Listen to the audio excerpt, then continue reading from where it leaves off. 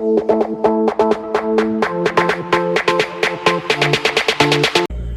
right. Hello, my name is Boris, and I'm here with Mr. Williamson. This video is about how social media affects teenagers. Okay. Yeah. So, what do you think about social media? What I really think about social media is a big distraction, especially to the youth. I think social media has become very poisoned based on what has been put on there, and there's no control. It's very lack thereof. So it has really affected our youth in a bad way, not a good way. Even though social media may have been invented for good use to keep in contact with people near and far, but it has become very negative social language to our society. Do you have social media? I do. I have 3 forms of social media. 2 I use for my teaching. I teach here at the school. I show people on social media what I get the youth involved in that can help them in the future to obtain a career-based job. And then I have another social media that, it's my personal, but it's more so, I share it not for my personal. I share it to teach and educate in a positive way, not so much to do it in a negative way. And I think if more of our youth will do that instead of using it for to get back at someone or spread rumors or lies or whatever, I think the social media platform will be a positive thing, but it has gotten so tainted with the use of the youth using it the way that they do. Okay. How was life back in by your time, like when you was young? Did you guys use social media, or how you guys? Man, our social media was outside playing basketball, football, tag, hide and go seek. We played baseball, softball in the back, kickball. I mean, man, our social was physical touch. We interacted with each other, not with a device. We interacted face to face. Yeah, we communicated and learned a lot about each other, and it was very, very, very rewarding. The outcomes that came with building a relationship, not with a device, but with a person. Yeah. I know that in Africa, we don't really use social media at school. If you use use phone, they're gonna take it from you, and then you will never get it back until your parents come. So back in Africa too, we always go outside and play for people like my friend outside.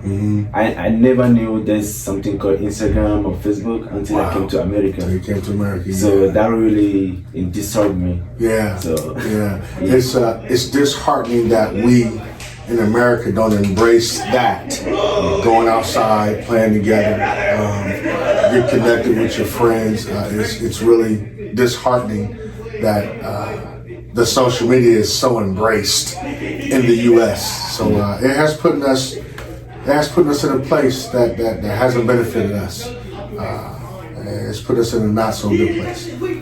So basically, you say you have social media, right? I do. So what's the reason why you have social media? I started out with social media because, just being honest, I was curious. What is this big thing about Facebook or Twitter or TikTok?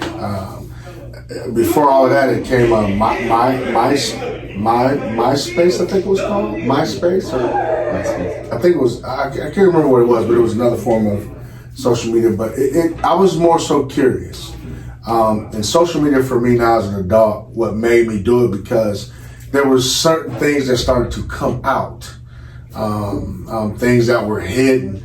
Social media has allowed a lot of exposure. And like I said earlier, if you use social media in the way that it was intended, I believe positive can come out of it.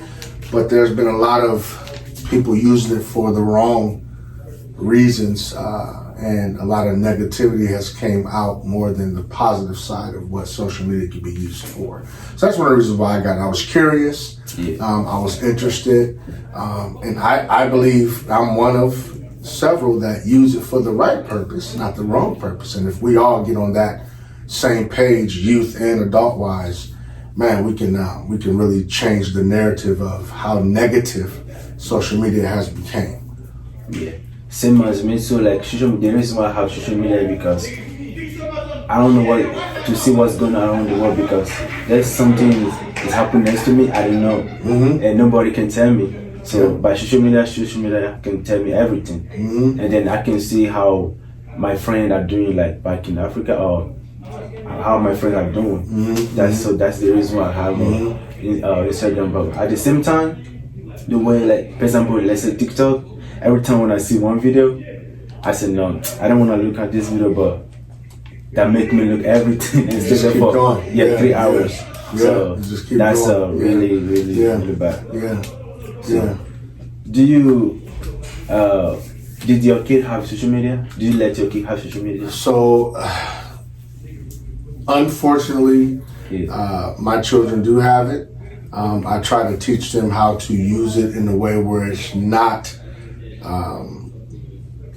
I try to teach them how to use it in a beneficial way, not a way to get back at somebody, or not a way to try to put somebody out there, or use it in a negative way. I try to teach them in the ways of how I use it, because a lot of the youth today express a lot of their feelings and emotions on social media, and when people see that, it brings up a red flag, and then you don't know how to cope with it, because no one wants to say anything about it, because everybody knows, and now you're looking at this person in a different way.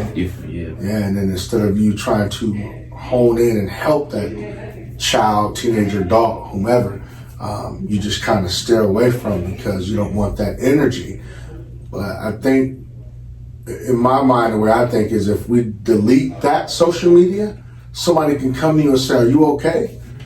What's wrong? How you feeling?" That's that personal interaction that is needed. That social media, do not give. Don't give it. Yeah. That's right. So if the one thing you're gonna change about social media, what would it be? I would erase it. Erase it. I would take it away. Wouldn't think twice about it. All right. So thank you. That's all for today. Thank you. Thank you. Appreciate it. Thank you. Yeah.